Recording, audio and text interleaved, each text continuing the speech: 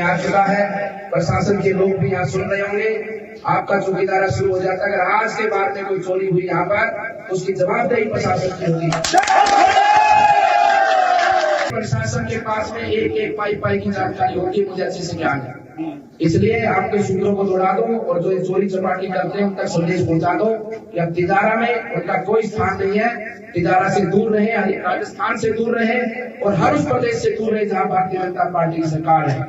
मैं आपको ये कहने आया हूँ, आपने जो आज अत्याचार अन्याय किया ना, निर्दोष लोगों को खाम में यहाँ पर अपमानित करने का जो काम किया, जिंदगी में याद रखना, जिंदगी में याद रखना। मेरा नाम भी याद रखना, मैं कभी आपको नहीं भूलूंगा। मैं इस बहरोड के अंदर 2 आदमियों को 3 आदमियों को कभी नहीं भूलूंगा।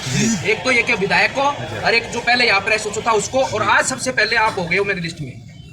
ये आपको ध्यान रखना है। नहीं, मैं तो ध्यान रख लूंगा। क्या कहना चाह रहे हैं मैं समझ नहीं। मैं ये कहना चाह रहा हूँ कि आपने झूठ मूठ में कार्यकर्ताओं को बेमजूल में यहाँ पर बिठाया, यहाँ पर उनको अपमानित किया। किस कारण किया आपने? कौन से कार्यकर्ताओं को बिठाया? राजाराम को बिठाया, केंद्र को बिठाया, निशांत को बिठाया। किस कारण बिठाया? मुझे सब पता है, सब पता है मुझे। सबसे बड़ा गुंडा पुलिस की वर्दी में आप हो यहाँ पर। मैं कह रहा हूँ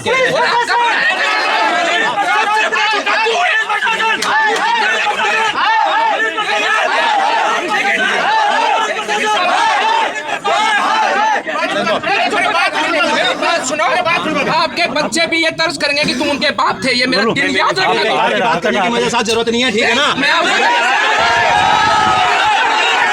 देश विरोधी गतिविधियों में जुड़ाव रहता जिन ताकतों का, ऐसी कट्टरपंथी सोच के लोगों ने जिस प्रकार से वहाँ पर हमारे मेव भाइयों को दबाने का काम किया है, उनकी भावनाओं को, उनके विचारों को, उनके बातों को रोकने का काम किया, उनको बंधक बनाया है। मुझे लगता है कि इसमें देश विरोधी ताकतें इस चुनाव में आई हैं और जो उसका समर्थन कर रही हैं। तो इस नाते मेरा मानना है कि ये एक तरह से हमारे देश का और ऐसी ताकतें जो हमारे देश विरोधी ताकतें हैं उनके खिलाफ में संघर्ष है, और इसमें हमारा पूरा तिजारा की जनता एकजुट है। कांग्रेस तो कह रही है कि ध्रुवीकरण आपने कर दिया, आप सीएम हाउस को फतवा हाउस कहते हैं। क्यों नहीं?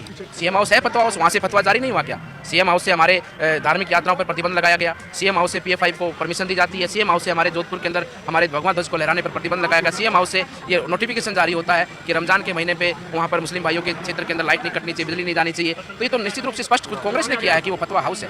अच्छा, दूसरा अभी जो कैंडिडेट आपके सामने वाला, उनकी एक वीडियो वायरल है जिसमें वो कह रहे हैं कि जो यहाँ पर गो तस्करी का काम है वो तो जाट भी कर रहे हैं, मेहू भी, जाट भी कर रहे हैं, यादव भी कर रहे हैं, बाकी लोग भी कर रहे हैं। क्या आपको क्या लगता है?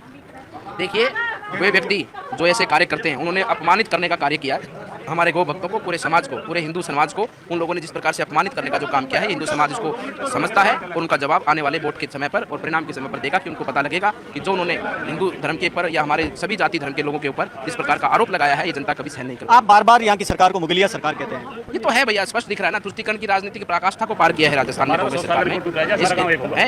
इस तुष्टीकरण की राजनीति ने पराकाष्ठा को पार किया है।